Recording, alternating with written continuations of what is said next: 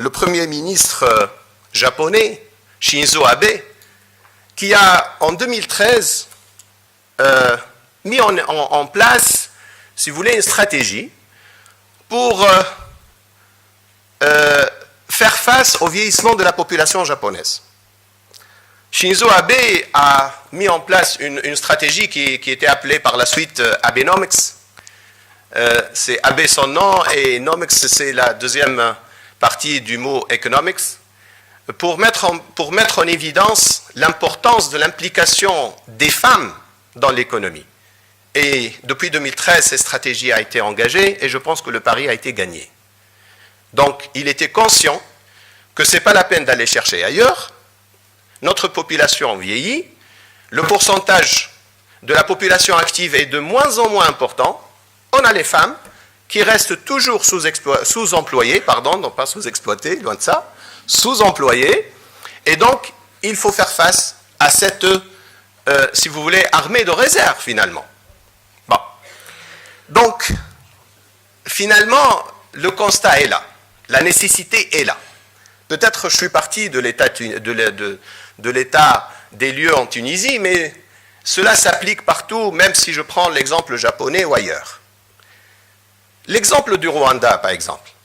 L'exemple du Rwanda, personnellement, je ne sais pas, mais je préfère ne pas le prendre. Pourquoi? Bien que les résultats sont là, hein, on est bien d'accord.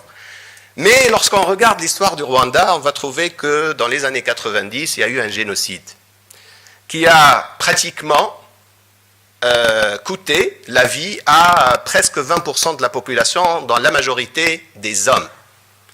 Et c'est ce qui a bien évidemment conduit à la situation actuelle dans laquelle se trouve le Rwanda, d'une parité qui est pratiquement... La parité est là. Mais si on regarde l'histoire, c'est dû à un génocide. L'autre jour, on parlait avec un auditoire et ils nous ont fait la remarque, alors qu'est-ce qu'il faut faire en Tunisie? Il faut faire l'autre faline, un génocide pour arriver à la parité? Ben loin de ça. Et ben justement, je préfère ne pas prendre l'exemple du Rwanda, et donc probablement il y en a d'autres exemples qui sont beaucoup plus intéressants. Alors j'arrive maintenant à la deuxième question, qu'en est-il de la diversité ou l'égalité? Si elle est assurée, hein? Si l'égalité est assurée, c'est-à-dire 50% ou 50% dans le milieu de travail, eh bien là il y a des résultats qui sont assez importants. Et dans ce sens, je commence par l'étude de McKinsey. McKinsey Global Institute a publié en septembre 2015 une étude qui a mis en évidence l'impact de l'égalité entre les hommes et les femmes sur le marché de travail, qui peut accroître le PIB mondial d'un chiffre qui est très, très important. Il y a plein de zéros dedans. Eh bien, le PIB mondial en 2025 pourrait augmenter d'un montant compris entre 12 000 milliards de dollars et 28 000 milliards de dollars, si l'égalité est assurée. Juste pour vous donner une idée sur l'équivalent de ce chiffre, quand on parle de 12 000 milliards de dollars, ça fait déjà 12 zéros, et ça correspond à l'économie de l'Allemagne, l'économie du Japon et l'économie du Royaume-Uni ensemble. La borne supérieure, les 28 000 milliards de dollars, ça correspond à l'économie américaine plus l'économie chinoise ensemble. Et à vous d'imaginer ce que ça veut dire. Donc finalement, l'impact est là. Pour ne pas être prisonnier d'une seule étude, il y a une deuxième étude qui a été conduite par le FMI. Le FMI a conduit une étude qui est parue en septembre 2013, l'étude intitulée Women, Work and the Economy, Macroeconomic Gains from Gender Equity. Et cette étude a donné dans quelle mesure l'égalité entre les hommes et les femmes sur le marché de travail pourrait accroître les PIB dans certains pays du monde. Bon, malheureusement, la Tunisie n'existe pas dans cette étude-là, mais rien que si on commence de gauche à droite, les États-Unis. Les États-Unis pourront avoir plus 5% dans leur PIB si jamais l'égalité est atteinte. Et bien évidemment, si on va dans les pays où l'index de parité est loin d'être atteint, va trouver que le pourcentage d'accroissement du PIB sera beaucoup plus important. Donc, si je prends l'Afrique du Sud, c'est plus 10% du PIB si l'égalité est atteinte. Les Émirats arabes unis, plus 12%. L'Égypte, plus 34% du PIB si jamais l'égalité est atteinte. Franchement, je ne sais pas où est-ce qu'on peut situer la Tunisie. L'étude n'a pas été faite, n'a pas concerné la Tunisie. Mais je pense que c'est un thème, ou c'est une thématique qui est très importante et très intéressante dans laquelle il faut vraiment creuser davantage. Alors, au niveau de la participation maintenant des femmes, si je prends le cas français, qu'est-ce que vous avez ici? Vous avez une parité, ou plutôt la participation des femmes dans les conseils d'administration. Alors, vous avez en fait deux ensembles, deux sous-ensembles, si vous voulez, d'entreprises. Il y a les entreprises cotées en bourse, là, qui ont connu, qui sont situées dans le classement, dans la partie supérieure du classement du CAC 40, et un deuxième groupe d'entreprises, là où on a en fait des entreprises qui sont classées dans le bas de l'échelle du CAC 40. Alors, qu'est-ce qu'il y a? Il y a en fait des entreprises là où la parité homme-femme est assurée, 50% pour Publicis Group par exemple. Ensuite, vous avez 41, 40, 38, 37, 37%. Donc 37% de présence féminine dans les conseils d'administration de ces entreprises-là, et leur cotation en bourse est vraiment très bien calée. Si je regarde le deuxième sous-ensemble en bas, vous allez trouver un classement qui est situé en bas les entreprises ont un classement qui est assez parmi les dernières entreprises, disons, et la participation féminine dans les conseils d'administration varie de 8 jusqu'à 18%. Donc vraiment, l'impact est là. D'accord? Il y a vraiment un impact. Et bien évidemment, nous avons atteint en France, en 2013, dans l'ensemble, nous avons atteint un taux de participation des femmes dans les conseils d'administration de l'ordre de 28%. Donc présence féminine. Et vous savez que le Conseil économique et social de l'ONU a, je dirais, exigé peut-être, entre guillemets, la présence d'au moins 30% dans toute instance de décision, de prise de décision, pour qu'il y ait un impact positif et un accroissement du rendement de l'entreprise, par exemple. En Tunisie, qu'est-ce qu'on a? On a moins de 10% des entreprises, là où on trouve au moins une femme dans le conseil d'administration. Et là, vous avez un autre graphique qui vous donne une idée sur le manque à gagner que ça nous coûte si l'égalité n'est pas là. Bon, vous avez une liste de pays, hein. C'est le manque à gagner au niveau du PIB par tête. Alors la Tunisie, on est en train de perdre plutôt quelque chose aux alentours de 27% en termes de PIB par tête, puisqu'on est assez loin de la parité sur le plan économique et non pas sur le plan juridique. Je sais très bien, et je partage l'avis de Sitaoufir tout à l'heure lorsqu'il parlait des acquis en termes de droit, en termes législatifs, on est bien d'accord. Il y a vraiment des signaux positifs dans ce sens, mais sur le plan économique, il nous manque pas mal de choses à faire. J'arrive à la troisième question. Dans quelle mesure cette diversité est soutenable? Une fois la diversité est là, les lois, les textes de loi, ce n'est pas suffisant. La preuve, ce qu'on vit aujourd'hui en Tunisie, là, le décalage entre le pourcentage des diplômés de l'université et puis la participation féminine sur le marché de travail, malgré la présence de loi, malgré la bonne volonté des politiciens, de tous les gouvernements, l'article 46 de la nouvelle constitution, le décret 626 sur le conseil des pairs dont a parlé Sitaoufir tout à l'heure. Il y a plein de bons signes finalement et de bonne volonté. Mais est-ce que vraiment c'est tout ce qu'il suffit pour par la suite garantir la continuité de cette diversité? Alors, juste je vais vous donner deux éléments, parce qu'il y a plein d'éléments qui peuvent vraiment rentrer en jeu. Alors, la relation entre fécondité et offre de travail féminin, c'est quand même un élément très important. Une relation de causalité qu'on connaît. Mais comme par hasard, si vous regardez ici, vous voyez qu'il y a une relation croissante. C'est un peu bizarre. Alors, qu'est-ce qu'on a remarqué? On a remarqué dans cette étude qui a été publiée en 2015 que si je prends chaque pays à part, je trouve que la relation est effectivement décroissante entre le nombre d'enfants et le taux de participation de la femme. Mais lorsqu'on met tous les pays dans un même graphique, il y a une relation croissante. Et cela marque bien la fiabilité des politiques dans ces pays-là. Vous voyez très bien que ce sont des pays de l'OCDE. La fiabilité des politiques qui sont destinées pour l'encouragement des femmes à participer sur le marché de travail, tels que, par exemple, les jardins d'enfants, tels que les services, les congés de maternité et de paternité, qui, bien évidemment, contribuent à l'encouragement de l'accès de la femme au marché de travail, chose qu'on n'a pas ici chez nous.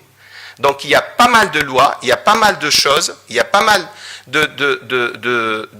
d'encouragement dans ce sens. Et puis, il y a un élément très important. Messieurs, je vous le dis, qu'on a constaté qu'au fur et à mesure que les hommes participent plus dans les tâches ménagères avec leurs femmes, ceci accroît la participation féminine sur le marché de travail.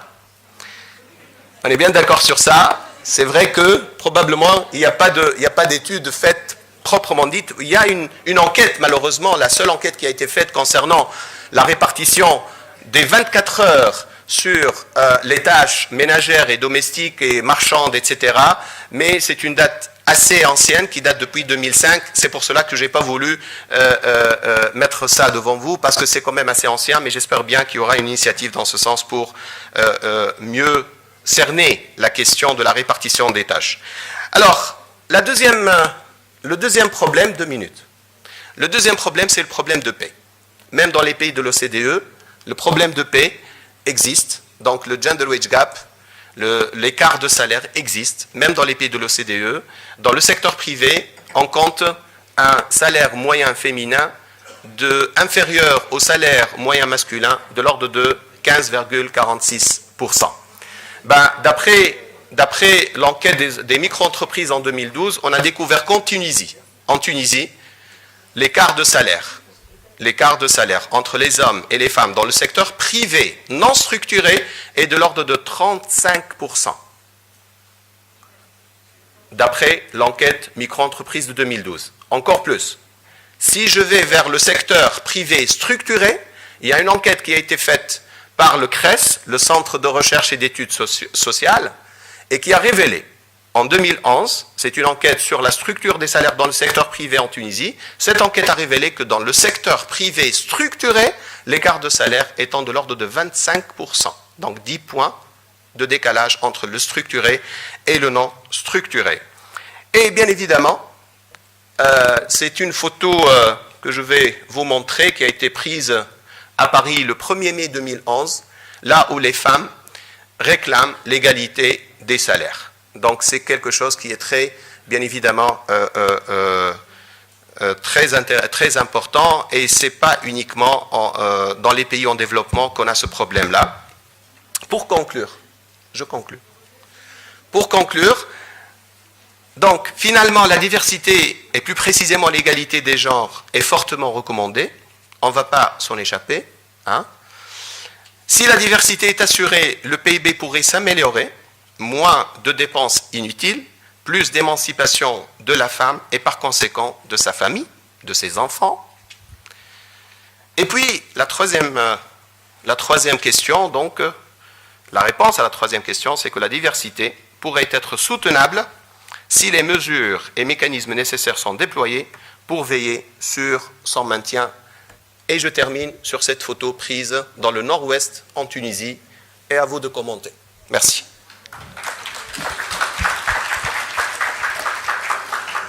Merci Sizoueli. Je vais céder la parole à Madame Rnim, qui va nous parler du rôle de la femme pour la compétitivité de l'entreprise. Quelle est la valeur ajoutée de la femme au niveau de l'entreprise? Et parallèlement, ou après, je lui pose aussi la question par rapport aux recommandations qu'on a vues lors de la première et cette présentation sur les moyens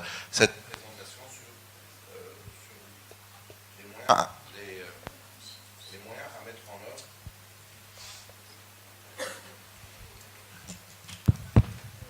Sur les moyens à mettre en œuvre pour améliorer cette participation de la femme. Peut-être que je rajouterais, il n'y a pas aussi une question de service, de qualité du service public. On a vu que pour la perception des entreprises, des chefs d'entreprise, une femme, elle est plus productive que les hommes tant qu'elle n'est pas mariée. La société considère que la femme est la première responsable de la famille. Peut-être que le système de transport, s'il était plus performant, il faciliterait au fait que la productivité des entreprises, des femmes en entreprise lorsqu'elles rentrent, qu'elles soient plus à l'aise et qu'elles aient les meilleures conditions. Le système d'éducation et de santé aussi, on sait tous que si par exemple les enfants sont malades, c'est la femme qui va en premier sacrifier sa journée de travail pour s'en occuper. Les vacances aussi, on est en période de vacances scolaires. Qui va garder les enfants, c'est malheureusement, mais c'est souvent, notre société considère que c'est la première responsabilité des femmes, en plus des crèches, des services des jardins d'enfants qui peuvent être développés en entreprise, qui faciliteraient une meilleure productivité, du moins la perception de la productivité de la femme en Tunisie en entreprise. Merci. Je vais commencer là où, sur le slide qui a frustré la salle tout à l'heure. Au niveau de cette enquête, pour dire que les femmes, on va les classer en termes de productivité selon leur statut marital. C'est inconcevable. Ça, c'est pas scientifique du tout. Et je suis certaine que les critères qui ont été adoptés pour mesurer, ce ne sont que des impressions. Et des impressions misogynes, sexistes, inégalitaires. Donc ça, c'est la première chose. Bon. Deuxièmement, je vais parler du problème et j'ai demandé à Sid Ahmed de retirer ce slide et de demander à le refaire, à peaufiner l'étude sur cet aspect. Deuxièmement, quand on parle de ça, on va évoquer nécessairement l'équilibre vie familiale, vie professionnelle chez les femmes. Les femmes en Tunisie vont décider de ne plus avoir d'enfants. Et c'est bien. Là, on aura l'égalité des conditions. Ça sera super pour la société tunisienne et on sera dans les mêmes conditions de travail. Là, ça serait juste, égalitaire et la société évoluera de manière tout à fait performante, sachant que la honte dans tout ça, et moi je ne mâche pas mes mots, c'est que la Tunisie n'a jamais accepté de ratifier les aspects de congé de maternité au niveau de l'OIT. C'est-à-dire que quand on a un enfant en Tunisie, et quand on a un congé de maternité, nous sommes considérés, nous femmes, comme malades de maladie longue durée. Ce n'est pas un statut de congé de maternité comme il est normalisé dans le monde et dans l'Organisation internationale du travail. Donc ça, c'est la volonté politique qui n'est pas là. C'est la volonté de la société tunisienne de ne pas s'engager dans une réelle uniformité et standardisation des normes de travail pour les femmes. Et donc ça, c'est une priorité déjà pour parler de ça. Quand on considère que le statut de la femme mère, c'est un statut pas de maladie, pas de plainte, où on est payé 7 dinars la journée, je pense. Moi, je l'ai été payé quand j'étais en congé de maternité, par la CNSS.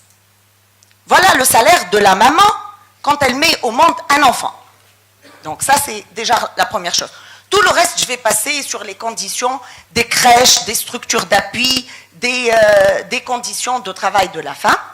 Et je reviens à l'entreprise. Pour dire nos entreprises qui sont majoritairement dirigées et managées par des hommes, quand ils décident, à titre d'exemple, de tenir une réunion de travail du staff, ça commence à 18h.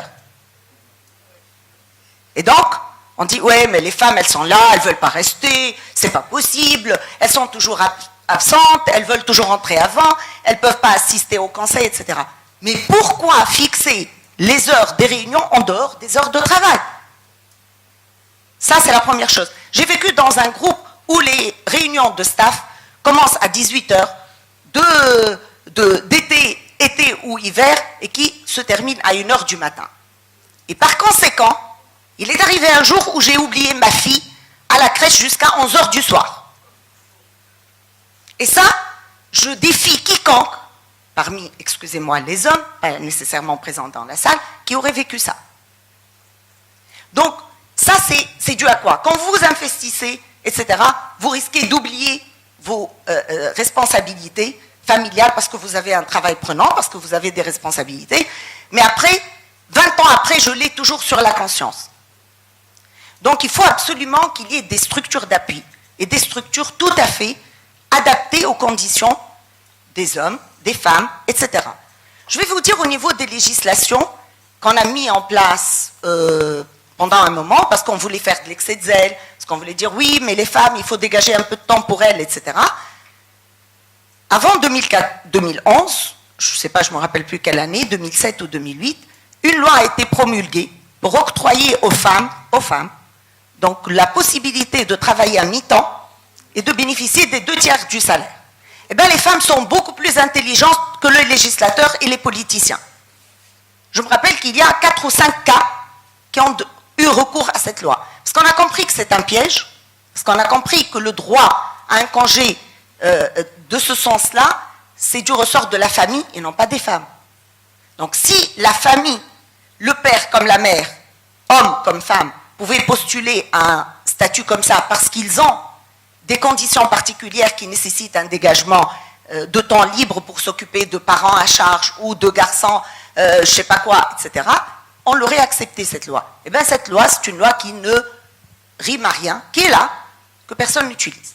Alors que d'autres lois qui devraient être égalitaires, juste pour équilibrer la vie professionnelle des entreprises, là l'étude l'a montré, mais tout le monde le sait, la mixité dans les groupes de travail, c'est quelque chose de fondamental dans l'état d'esprit, dans la compétitivité, dans l'empreinte que chacun ramènerait, et je l'ai testé dans mes entreprises quand je dirigeais.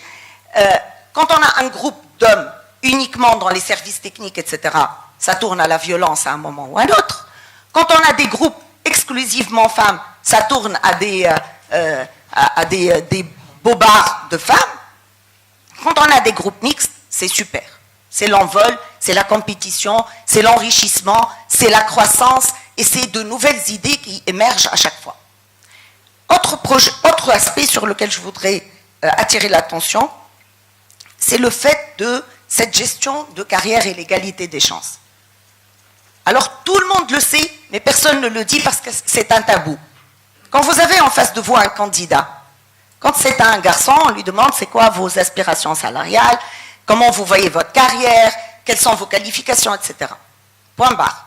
Quand on a une jeune fille, une jeune femme, on pose est-ce que vous êtes marié? Est-ce que vous êtes fiancé? Si vous êtes marié, est-ce que vous avez en projet d'avoir un enfant? Dans combien de temps? Et si les femmes qui subissent ces entretiens portent plainte, vous allez voir à quel niveau nous sommes en termes de ségrégation et en termes d'injustice d'accès au poste de travail. Moi, j'ai souvent des candidates qui viennent me déballer ça sans que j'ai posé la question. Madame, je suis fiancée et je vais me marier dans 3 mois. Je ne vous ai pas posé la question, mais madame, en général, on me la pose. Et donc, voilà un petit peu l'état d'esprit de nos entreprises aujourd'hui. Et on parle tous, on discute, on arrive à des séminaires, on fait des études, on fait du ranking, etc. Et on se demande pourquoi. Après, nous sommes classés 126e sur 144. Donc, tout ça fait en sorte... On a un code du statut personnel qui date depuis 60 ans. Mais en termes de pratique, nous n'avons pas évolué. Je suis ingénieur de formation. Vous savez que le cycle d'ingénieur, c'est quelque chose quand même de dur pour la communauté. L'investissement de la communauté pour créer, pour former des ingénieurs, c'est quelque chose de coûteux et de lent en processus. Alors l'étude faite par le Crédif en 2009 montre qu'il y a déjà à la sortie des écoles d'ingénieurs un taux de déperdition d'environ 30% des femmes ingénieurs parce que tout simplement elles ne peuvent pas accéder à des postes techniques dans les entreprises et qu'on leur demande d'être dans des postes plutôt administratifs et de management. Pourquoi? Parce qu'elles sont obligées d'aller sur des blendings, des usines, etc. Et de prime abord, l'employeur décide qu'elle ne pourrait pas voyager, qu'elle ne pourrait pas rester le soir. Quand on a une usine qui tourne 24 sur 24, ce n'est pas un travail fait pour une femme. Donc c'est une sanction et une barrière à l'entrée. Pour la progression, et là je parle encore du milieu urbain, allez voir la situation en milieu rural.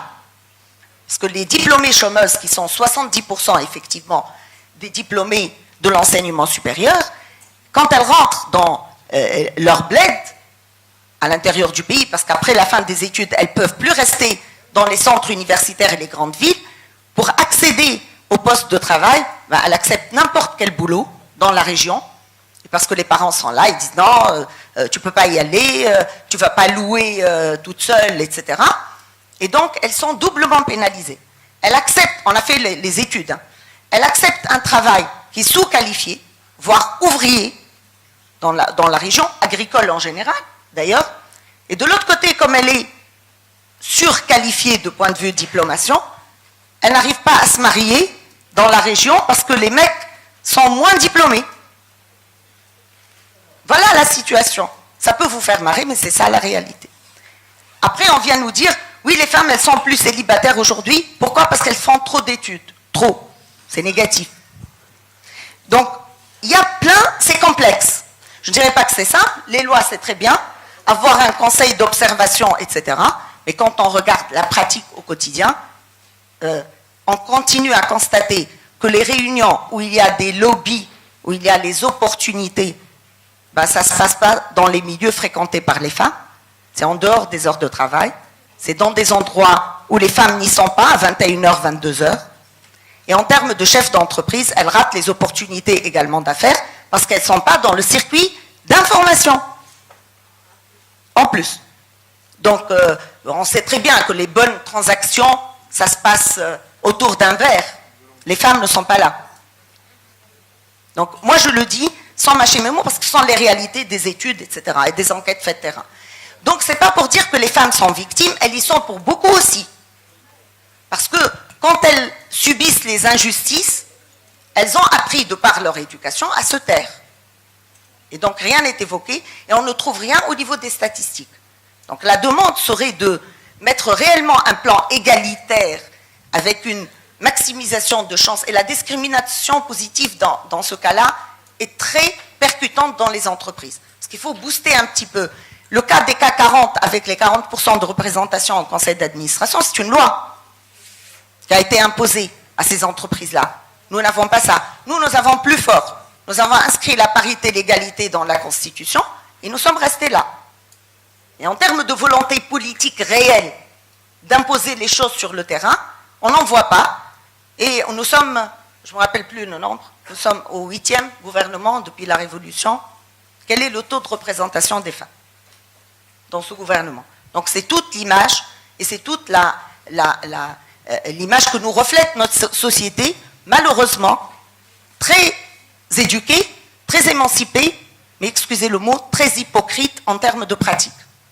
De toutes les façons, avec ce taux de femmes éduquées au niveau des universités, les 10-15 prochaines années seront les années des femmes par excellence, parce qu'il n'y a plus le choix. C'est comme au Rwanda, on a parlé de génocide, oui, mais là, les qualifications, les compétences sont chez les femmes, et avec un bon mouvement féministe ou pour l'égalité hommes-femmes, notamment dans le milieu de travail et dans la prise de position dans la sphère publique, je pense qu'on atteindra quand même une croissance très importante.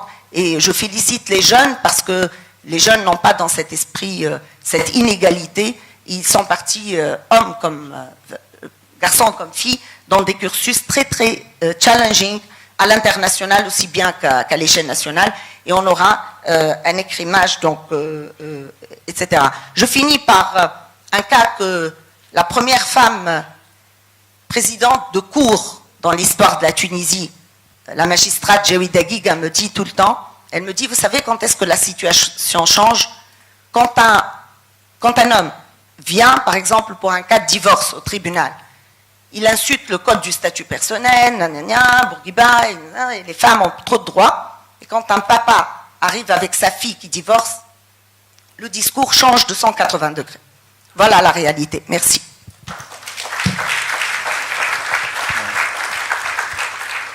Merci, madame. Donc, je retiens que c'est un problème sociétal.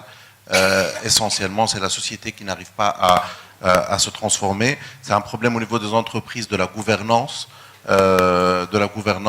des entreprises qui devrait tenir compte de la diversité, devrait tenir compte de cet aspect, en plus de la diversité qui est le point essentiel d'amélioration, un vecteur de compétitivité.